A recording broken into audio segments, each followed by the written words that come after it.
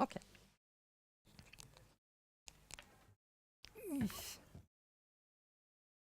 Okay. First question, is anyone in this room who's only speaking English, not German? Or can I switch to maybe just German during some sentences? Okay, so I'm starting in English, but maybe I switch to German. So first, some words about me. I'm not a type of 3 developer. I'm really sorry. I'm a Magento developer since a few years, and I'm a freelancer, so that's why I'm here. And I'm a really, really active member of the Magento community. And that's one reason why I'm here, because I wanted to join this community and have a look at you all. And then I had a really great disaster in my family, so I couldn't join the conference. And this is my only day here, and that's a really great pity. And so I'm really sorry not to attend this conference the other days. So, but that's me. I'm a developer and a freelancer, and I love talking. So about this talk, I'm going to speak about the advantages and disadvantages of the work as a freelancer. There are a lot of advantages and not so much disadvantages, I think. So, and I want to know who's already working as a freelancer. Oh, great. And who thinks about working as a freelancer? Mm-hmm. It's a good work. Okay, finished. So, who's working with freelancers? Okay, it's also interesting so for this talk, because that's the other side of the work, being a freelancer.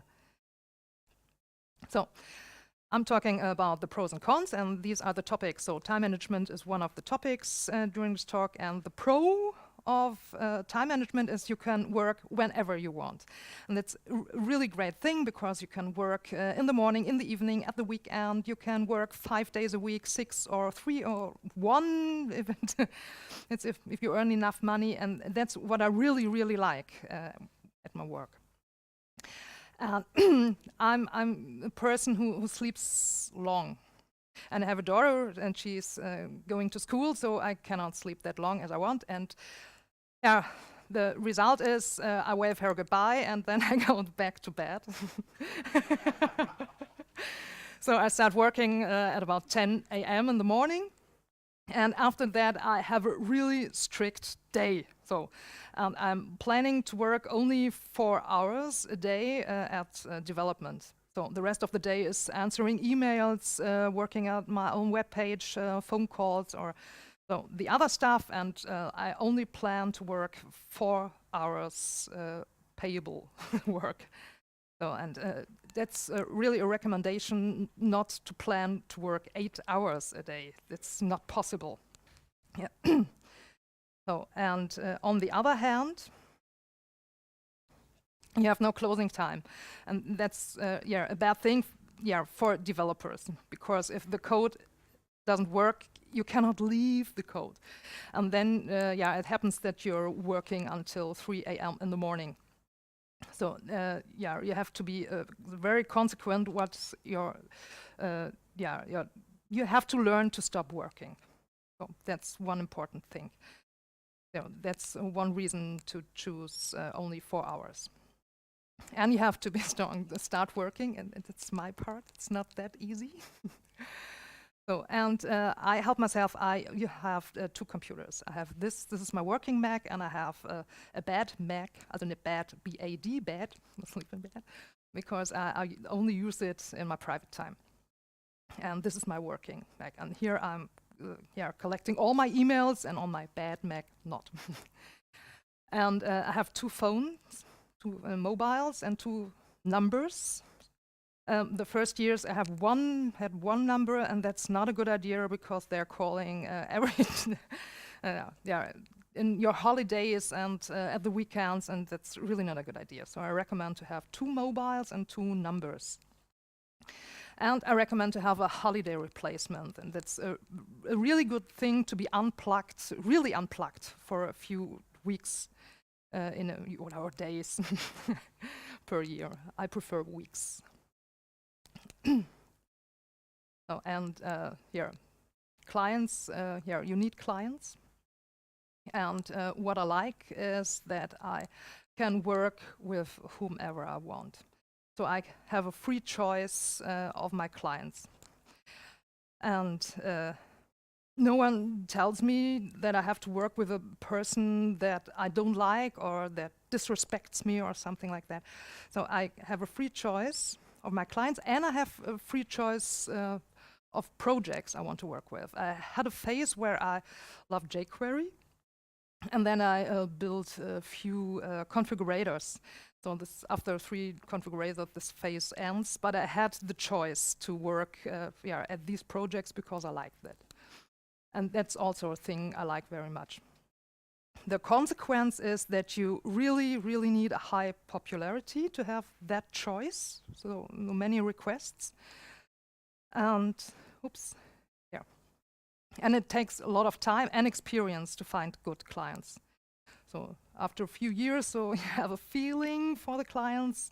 So, but at the beginning, it's not that easy. So, and you have bad choices. So, and this is the proof that I really have a high popularity in my world, in my Magento world, because Google loves me. I don't know why Google loves me that much, but I'm on the first rank place with Magento Freelancer, with Magento Entwickler, and Magento Programmierer. And so I have really a lot of requests. And here are the mails I'm getting per year. It's up to the biggest year is 880 mails per year, requests. And I really answer every mail because maybe there's a potential good client. Yeah, so, and because of that, I have a lot of experience. So and I really think you have to trust yourself. So the first impression is mostly true. And you have to find out what's relevant for you. If it's sympathy or the willingness to pay. For me, it's sympathy is really important. And the willingness to pay is take Swiss clients. They don't discuss really much about money. First, they have other hourly rates than the German people, so you don't have to discuss with Swiss people. And that's a good thing. So for me, sympathy is very important. And some are calling me because they have read my blog and saying, hey, your writing's so good, I like that style. Or they're saying, hey, you're #1 in Google, I want this also. And these are entries that I really like. So, and and it's really interesting, since I relaunched my website last year because of the forget the name, responsive, thank you. They are not mailing me that much, they are calling me. I don't know if responsible is responsible for calling, and I don't like phone calls. So self-protection is hard. So and for that reason, I don't find a pro. I don't know what's positive about self-protection. You have to do it. So, and so the disadvantage is you need really good contracts. I know a lot of people that are working without contracts. So they get a mail and someone asks, hey, can you work for me? And they say yes, and nothing more happens. So they are not writing contracts. And that's a really bad idea. You need contracts, and you need good contracts. My contracts are very long. And I'm really writing a lot of stuff in these contracts. And maybe you need a lawyer. So after I wrote my contracts, I gave them to a lawyer, so he checked it, and that calms me down. So, and that's a really good reason. And sometimes they are not willing to pay, so it's better you have a contract, believe me. So, and because you are responsible for yourself. So the consequence is, take your time to write good contracts and never sign unchecked contracts or NDAs. So most or very much agencies like to sign NDAs. I don't sign their NDAs. I have my own NDAs. So if they really want NDAs, I send them mine. And if you like insurances, I'm not the person who really likes insurances. Then find a good insurance which works for you. And if you really find a good insurance that works for you, you can mail me this insurance. Because I didn't find a good yet. Yes. Yeah, Haftung. The liable, if you're liable, yeah, so GDPR is a great topic about liable and yeah, Haftung. So, yeah. Yeah. Oder Arbeitsausfälle. If you're not able to work any longer, you don't earn any more money. So there are also insurance for that, which are very expensive. So, and yeah, that's a very important point. Important statements must be made in written. So if a client says, yes, you can work for me, or yeah, if, for example, your work is done, you developed a configurator, and you put it on the staging environment, and your client is testing it, and then after the test, he says, oh yes, go live, and you install it in a live environment, and after that, it doesn't work. And then you say, why is it live? And then it's really good to have his mail where he says, I've tested it, please go live. So these important things need to be made in written. Everything that have to do with money and responsibility is best in written. So organization, the pro is you need to do it. That's the part I like. Some people don't like organization. I like organization, so it's the same at the con side. You need to do it. You need to organize your work.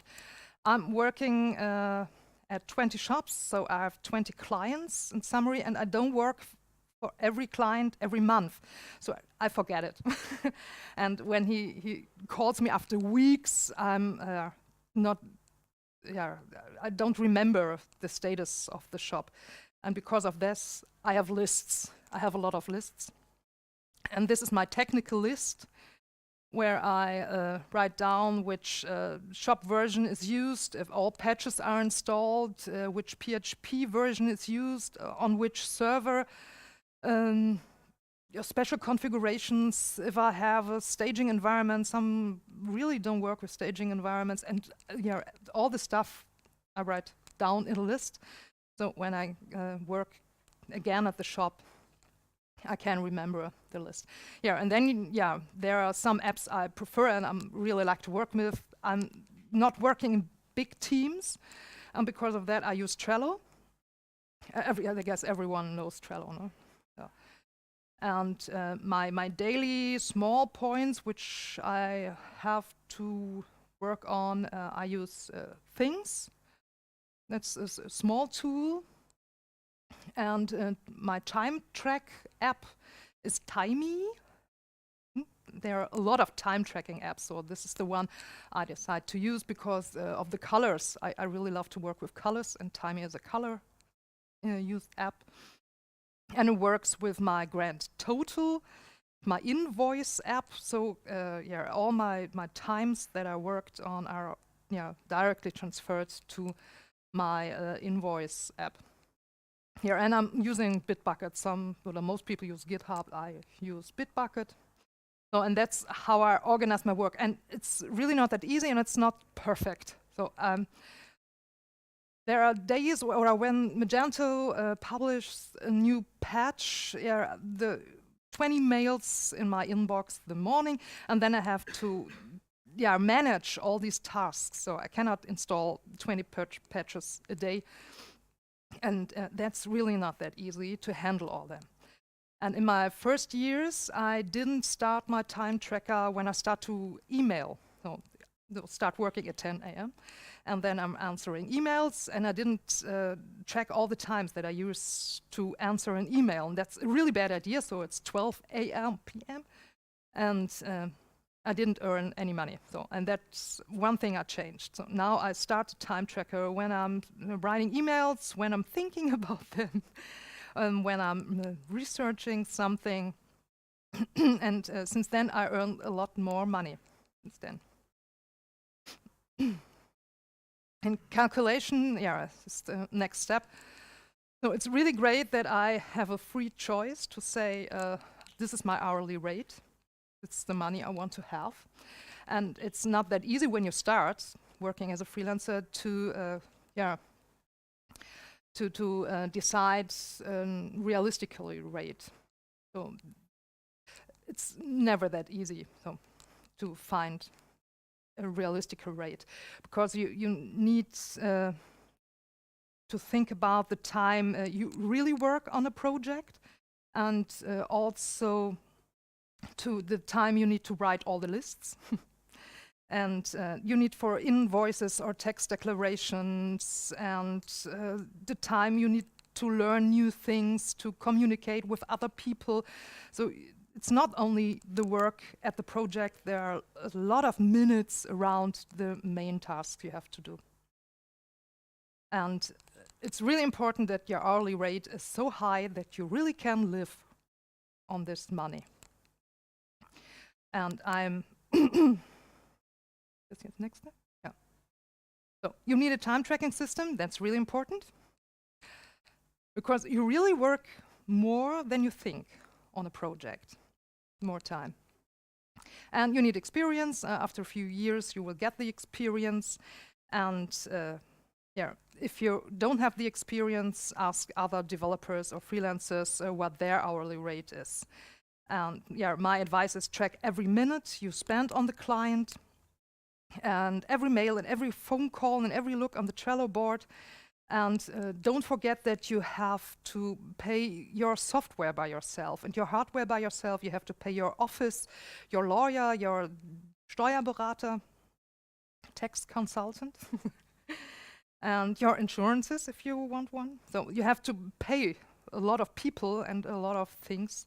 And your hourly rate must be high enough for that. Wo ist denn jetzt, wo ich eine Nummer sind? I heard from some people that have hourly rate about 50 euros. It's not good. I even don't think that 75 is enough. So I'm working, my rate is 95, and I think that's a really realistic rate, an hourly rate. So being alone, it's not really a pro. So the only thing is I don't need to talk to people I don't like. But on the other hand, there are no people I can talk to. So I cannot share my knowledge or get new inspiration from other people. And if I need help, no one's there that I can ask. Learning is a great part that I need to do alone. That's not so nice. And you cannot hand over work you don't like. That's also a part of being alone. So the cons, you cannot plan things together. And the inspiration, or you cannot joke with someone. And the consequence is join the community and use apps. So these are open every day and the whole time. So I'm really in contact with other people of the community, and I have a board when I have questions, because they have other experiences, and I use them. And that's why I love the community, and why I love these apps. So being alone is not really a thing. You are not that alone. No, and it's the same with learning. So you can decide what to learn and when you want to learn it, but you have to learn on your own. And you cannot learn everything. That's part of the Magento world is the hard part of the Magento world, because since Magento 2 we have to learn a lot. And I realize I cannot learn everything that's part of Magento 2. And maybe you miss something you are not aware of. That happened to me with LESS. I didn't know about LESS for years, and then at a meetup someone talked about LESS.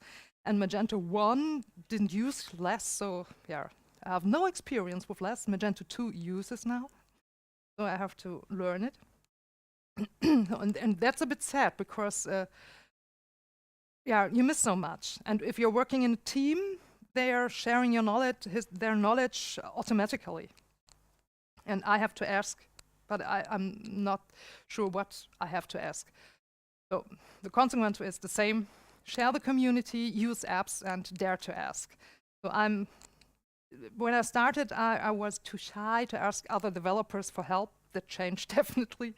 So now I'm using Slack, or Stack Exchange to ask people. So if you want to be a freelancer, you really need to fall back, because maybe it doesn't work as expected. So when you start, you need to make sure that you can get back in a job or you have an alternative.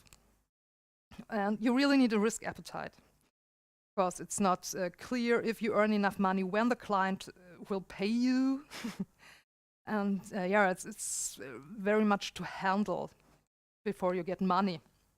And in my opinion, you need to be a part of the community, not to be alone and share experience and all the other things. So the community is really important. And I guess the Type 3 community is also very great. You have also bar camps and meetups and many conferences. So Magenta the same. We have a lot of community meeting times.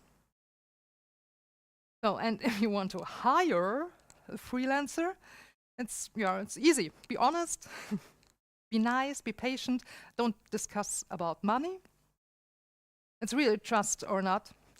And some clients really pretend to have my specialist expert knowledge.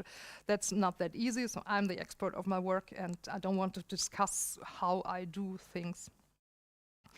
And I have 2 types of contracts: the service contracts, the Dienstvertrag, and the Work- oder Werkvertrag contract. And I prefer to work with the service contract.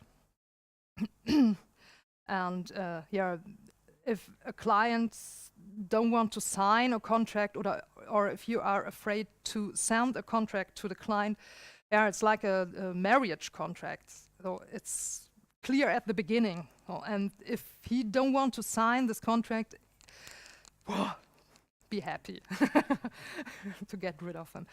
So my contracts, as I said, are really, really long. So, and these are slides from another talk. Because the GDPR is not that old. So, and that's how a GDPR talk must start. This is not legal information, so I'm not liable. And you can make pictures of me. So GDPR, it's not possible to explain GDPR and the effects of a freelancer's work in this time. So I'm not a lawyer, and I don't have the time to explain it, but what you need to know about the GDPR is that there are really, really, really many questions open. And some are answered, but most questions are really open. And you need to know if someone gives an answer, who's the person who gives the answer. So I have a lawyer and I asked him many questions, and all his answers are beginning with "I think." So, and that's not the best way to answer a law question. So the GDPR is about personal data of natural person. Natural person is really important because it's really a person from flesh and blood, and the protection of the data and the security of the data. And if you're a good developer and you handle all the data with the best security measure, you don't have to be afraid of this law. Then everything works fine. These are the new buzzwords of this law. I don't explain them, but I think they are important in the slide. And I only pick up 2, the right to be forgotten and I forget it. Okay, in these slides. So, and these are the 3 rules or players that are important for the GDPR. That's me. I'm the freelancer. I'm the developer, and I'm talking to my client. He's a shop owner, and he's talking to the buyer or the customer of the products in the store. And I'm not responsible for the gender rules here. So, that's me, that was clear. So, and he's next to me, so he's a man. So that means not that every client is male and every buyer is a female person. This is really so, and these three rules are important. So that's the personal view, is I'm a buyer, I'm a shop owner, and I'm a developer or a freelancer. From Magenta's view is she the customer, he the merchant, and I'm the service provider. And the GDPR's view is she's the data subject. So she's an identified or identifiable natural person. And he's the controller, and I am the processor. And those two can also be legal persons. That's really important to know. And she's the only one who cannot be a legal person. She's a natural person. So, and if her data gets lost or damaged, those two are responsible for the data. So the controller, the shop owner, is always liable for damages, and you as a freelancer are only liable if you did a bad job. And but you have to prove that you did a good job. So it's not automatically a good job. So when she says, no, I think you did it wrong, you have to prove that you did the best to protect the data. So, and the follow-up question is, am I really responsible and liable? And the answer is yes, you are. And in my case, it's I don't really work with the personal data of a person. I only use them because I'm working at the shop, and the data is there, but I don't work further. I'm not a shipping provider or something. I don't use the data for my work. The data is only there. So, am I liable and responsible in that case for the data? And yes, the answer is yes. If you have access to the data, you are responsible for the data. And the follow-up question is really, and why? So if someone gets access to the data because you don't protect your access to the data in the best way, you are responsible. So, and the consequence is, make contracts. I'm German, so I really love contracts and rules and regulations. No, it really protects. So make good contracts. My contract, I also asked a lawyer and said, I don't know if a normal data processing agreement fits me. And he gave me a special for the data I only get in touch with, but I don't use them. So, and for that reason, you have to write a contract and you have to describe which data you use. So you have access to the customer data and the address data and the order data. And if I'm working on online shops, and that's okay, that's not sensible data. So even it's maybe a sex shop or something that handles data of childs or photographs. Now that's a bit more special, but the normal stores who are selling refrigerators or books, they only have customer data, and this is not so special sensitive data. So, and then you have to describe to which data beyond you have access to, like Google Analytics or server log files. And I describe also which data I'm not using in this contract, so like credit card data. And then you need to describe where you have access to the data. The contracts are really long and a bit boring.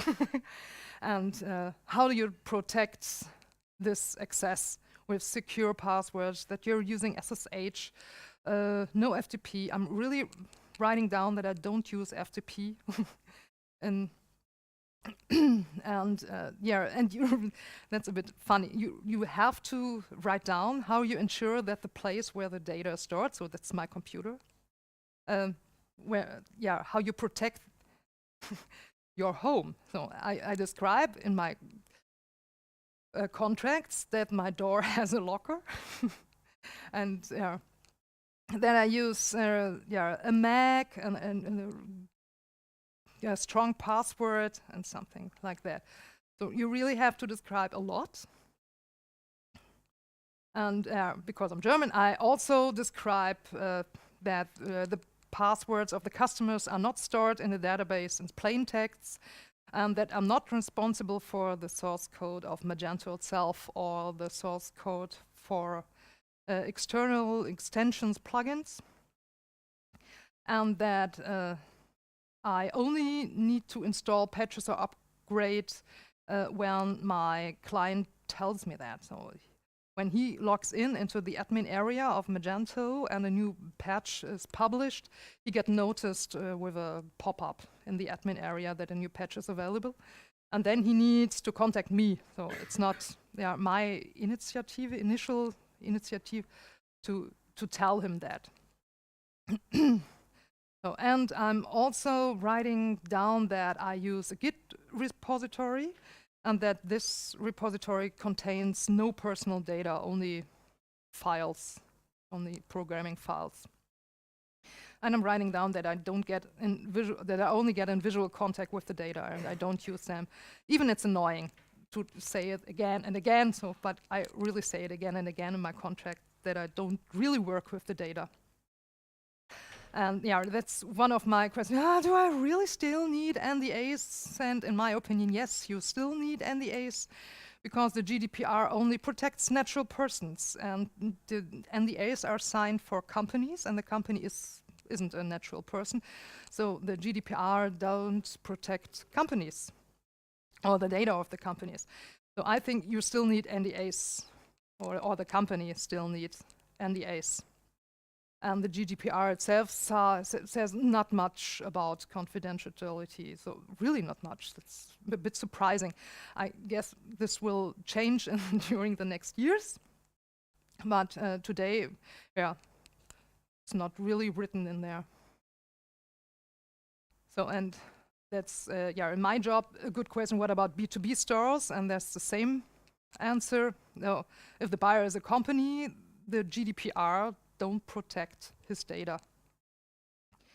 And because the company, the B2B company, is not a natural person. And then I ask, like, okay, when I have a newsletter list and someone signs up with email info @ or office @ is this mail address personal data? Because maybe only the CEO uses the office @ address. And he says, no, this address doesn't subject to a person, so it's not. That's verloren. So, info @ is not under the GDPR, and so that's a bit of thing you have to think about and to ask yourself: is the data I'm working with personal data or not? And if you are not sure if it's personal data or not, handle it as if it is personal data.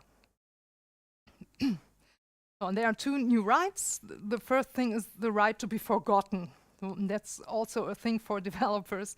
So where I ask my law, because if someone says, hey, can you please delete all the data from Mrs. Myers?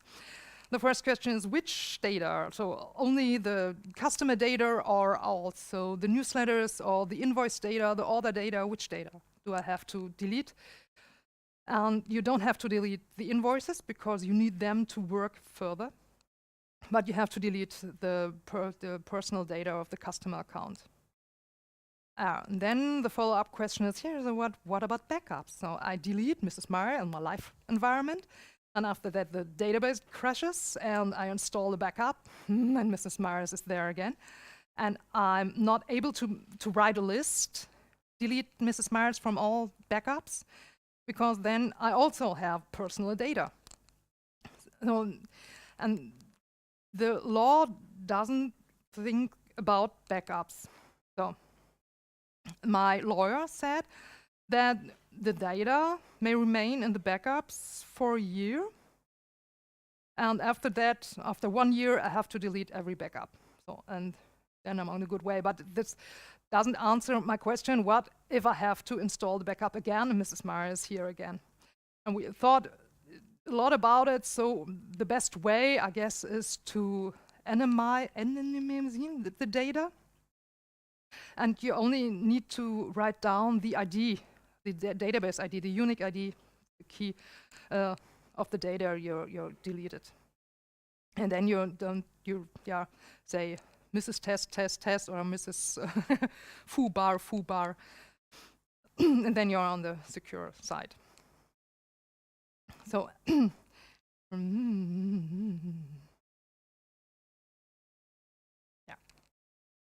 So, and data portability is another new right. So I don't know how this affects type of 3 shops.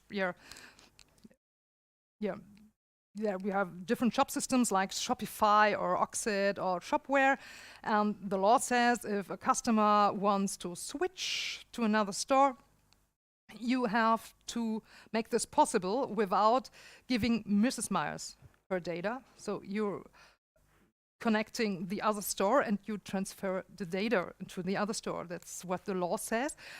And automatically is really the goal. And yeah, which format? So that's not said. Maybe JSON or XML, but it's not said. And the other thing is here, which attributes. So okay, the name and last name and the street and the no one says anything about the data types or identifiers. And do I really need to transfer all the data, or can the person say, I don't want to transfer all the data, like maybe only the address data, not the order data, or the order data. I'm sure that they are saying, can my discount also be transferred? So what's about that? So many questions open, but about backups and import-export. So this, and I'm not sure if really anyone will ask for that. So to transfer the data from one shop system into another. The GDPR, wrote this article because the goal was to make it possible to switch easier from a platform like Facebook to another social platform. So that was the goal, but now it affects every industry, and automatically means that they have to talk together and make an API or an import-export plugin, something like that. So it's really not, I think it's not possible. Oh. And the law says really something special, and that's only the data relating to her provided to a controller must be transferred, and that's also the only data that must be deleted. So if you need to delete a customer and you also track, for example, how many women are bought something in my store, you don't have to delete the data from this statistic. So you only need to delete the data she provided to you. So and that's really important and not answered questions. May this cost something when someone says, please delete my data or transfer my data, and you have a really lot to do to transfer or delete data? I don't know. I think it must cost something, but I'm sure the client doesn't think so. So, and I don't know, the time, ein bisschen früh. Yeah, and that's a question I really liked. So, what about fingerprints? So we are speaking of data that is identified or identifiable, and fingerprints are theoretically identifiable or related to a person. So is every coffee cup or a beer glass I put my hands on personal data?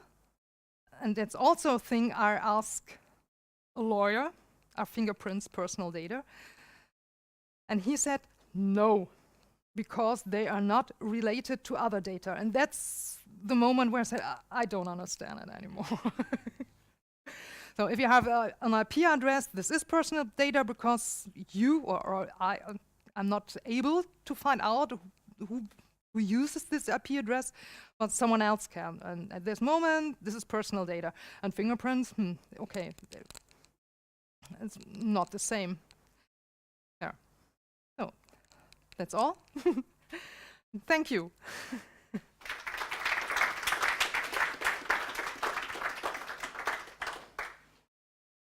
Questions. So I learned that I have to give you the microphone. Hello. Hi. Yeah? Okay. Okay. So thanks for your talk. Two things. So for the being alone stuff, why are you not in a shared office or something like that? I've been there for a few years, and then they kündigen die Räume. And they used it for, yeah. And since then, I work at home, and I like it because the netto time is the best. Yeah, I don't have in Cologne. I'm from Cologne. Is anyone here from Düsseldorf? Okay, the Düsseldorf and the Cologne people don't like each other. So I'm from Cologne, and in Cologne, you really need to plan very much time to ride from A to B. There are much lights and much cars, and so you really need much time. So I like working at home because I have much more time. Okay. And the second thing is, so you primarily work for the 20 shops, or are you also doing smaller jobs for all those who are writing you?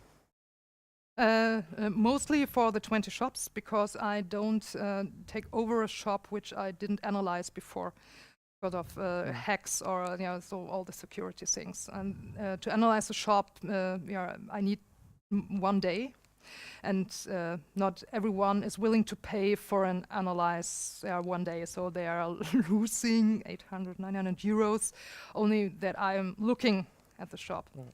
Okay. And yeah. Thanks. Thanks, Carmen. Is it theoretically possible that you have to let your client to inspect your working spaces? Yes. The GDPR says that I have to make this possible. Only 1 per year, and it's my working space is my home, so that's really a part of the law that I'm not really familiar with. But they, if they want, they can inspect my home or my computer. But in my contract, I also write down that if they want to inspect my home, they have to sign an NDA thing, and then because maybe they get in touch with other client data because of my lists. So and it's not that easy to show them your data is safe without getting in touch with other data. Thanks.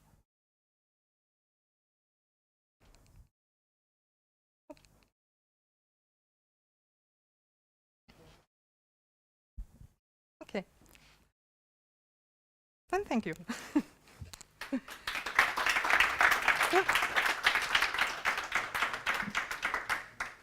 Oh, then we can talk about the game last night.